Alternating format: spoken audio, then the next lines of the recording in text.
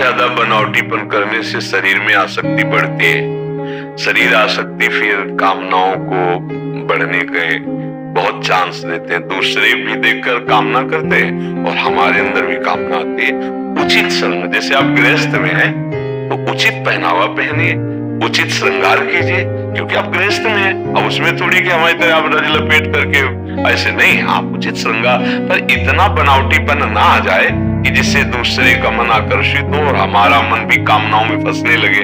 देखो, देह तो हम है नहीं, न तुम स्त्री हो न पुरुष हो। अपने कर्तव्य पालन के लिए स्वांग मिला है। अब जैसा आपका रूप है, आप शीशा से में जैसे देखते हैं ना, अब ज्यादा उसमें बनावटीपन करेंगे तो बार बार देखोगे, आसक्ति इसी में बढ़ेगी। और हमारा मानव देह मिला है इससे आसक्ति हटाने के लिए।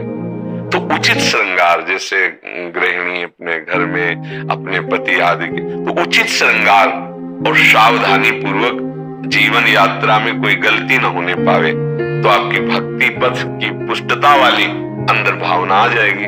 अच्छा, जैसे बहुत है बाहरी श्रृंगार, तो उसमें कहीं न कहीं हमारी कामना होती है कि हमारा शरीर सुंदर दिखे, और उस कामना के अंदर फिर कोई न कोई वासना, तृष्णा, स्पृहा, इच्छाएं ये राज्य करती है। फिर हमारा जो मार्ग भक्ति का है वो ढक जाता है। हमारा सात्विक जैसा, और हम आपको सच्ची कहते, सुंदरता तो सत्यता में चलने पर मिलती है। आप भजन करो और थोड़ा संयम से रहो, उचित, तो आपके चेहरे पे एक लावण्य आ जाएगा। मुख प्रसन्न तन तेज विराजा, कीनस रामचंद्र कर काजा। कोई भी, चाहे स्त्री शरीर चाहे पुरुष शरीर, संयम से चलो और भजन करो तो आपके चेहरे में वो सुंदरता होगी जो दूसरे के देखने पर निष्कामता बढ़ाएगी, कामना नहीं। देखो ना, संत महात्मा जन जो भगवान में चित्त जोड़े, कौन सा भैया श्रृंगार बाहरी होता है, पर एक दर्शन करने के लिए जाते हैं ना लोग, वयोवृद्ध है, कोई बाहरी रूप की बनावट नहीं, पर एक अलौकिक सुख मिलता है। उनके देखने से ऐसा लगता है मैं देखता ही रहूं, उनको देखने से ऐसा लगता है ये अपने हैं। उनके देखने से एक अजीब आह्लाद होता है, आनंद होता है। क्यों? क्योंकि वो सत्य मार्ग में चल रहे हैं, भगवत मार्ग में चल रहे हैं। मुझे लगता है जो भगवत मार्ग का पथिक है, चाहे स्त्री हो या पुरुष हो, सात्विक वेशभूषा में रहे, क्योंकि वेशभूषा का प्रभाव हमारे चित्त पर पड़ता है। हम जैसे वेशभूषा धारण करेंगे वैसे ही हमारा अहम हो जाता है। हम जैसे बनावटी करेंगे ना, तो उसमें कामनाएं हैं, इच्छाएं हैं, वासनाएं, तो वो दूसरों के प्रति भी और अपने प्रति भी ठीक नहीं है। सात्विक वेशभूषा, सात्विक श्रृंगार, आप देखो, आपका जैसा स्वभाव, जैसा स्वरूप है वैसे बर्ताव करो। भगवान ने तो विधान बना ही दिया आपके सुख के लिए। अब अगर बाहरी हम कुछ ज्यादा करते हैं तो उसमें हमें फिसलने का डर है और उसमें कामना बढ़ाने का सामने से भी डर है। तो हमें संसार तो इसी में विचरण करता है। लेकिन आप भक्ति मार्ग में अध्यात्म से पूछ रहे, तो आपने भगवान को जो रूप पसंद आया वो दे दिया आपके कर्म के।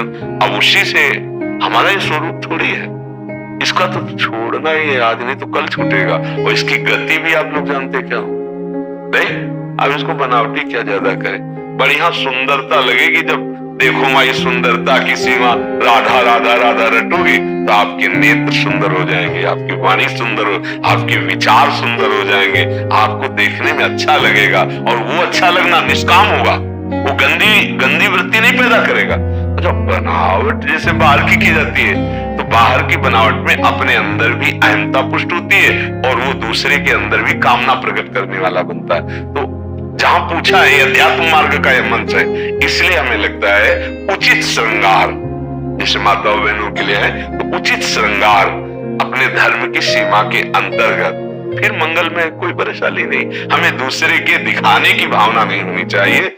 हाँ, उत्तम के बस असमन माही, सपने हुआन पुरुष जगनाही।